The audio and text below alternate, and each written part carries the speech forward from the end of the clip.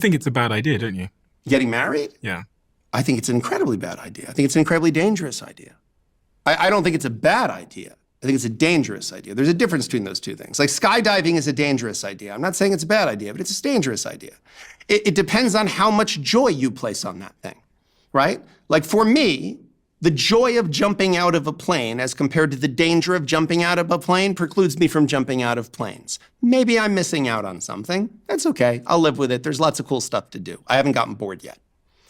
Marriage is kind of the same thing. Like, I think marriage is, again, like, because turn around the question, which is, we know, facts, marriage is overwhelmingly unsuccessful. It is way more dangerous than skydiving. Yes, you die from the skydiving, but the chances of a catastrophic skydiving incident is like 0.0003, and one where you die is 0.00001. It's like very limited, the chances of dying from skydiving. Whereas the chances of divorce, again, 56% divorce rate. How many stay together who are unhappy and they just stay together because they don't give up half their stuff or for religious reasons or whatever? This is a technology with an unbelievably bad failure rate. Do more people die from marriage or skydiving? Well, I think more people wish they were dead from marriage than skydiving. I think most people's sense of self, many people's sense of self dies as part of an unhappy marriage. Like, it's not a question of will you die. It's that you're alive and not living your life in a way that's enjoyable or in a way that's authentic to who you are. And I think a lot of people are doing that as a function of the choice that they made of marriage. And again, I'm not saying don't get married. But what I'm saying is, when someone says, I'm getting married, why is it impolite to say, why? Why?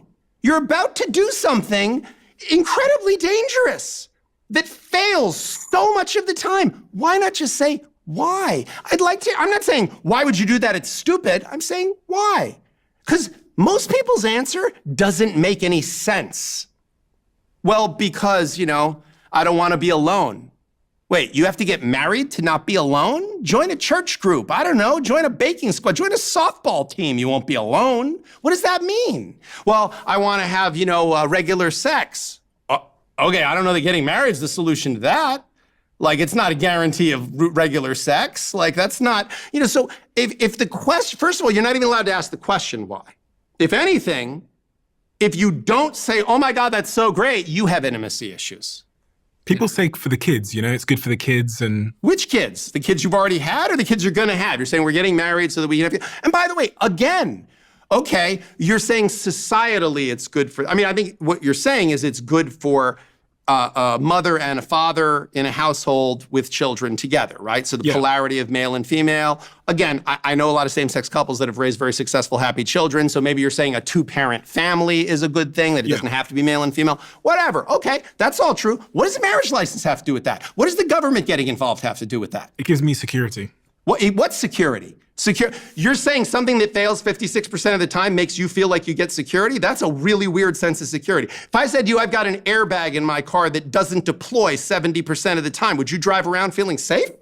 Or would you go, like, this is a lottery I don't want to participate in. I'm just going to strap myself in and do something else because I'm not going to rely on this 30% airbag. You wouldn't have a job.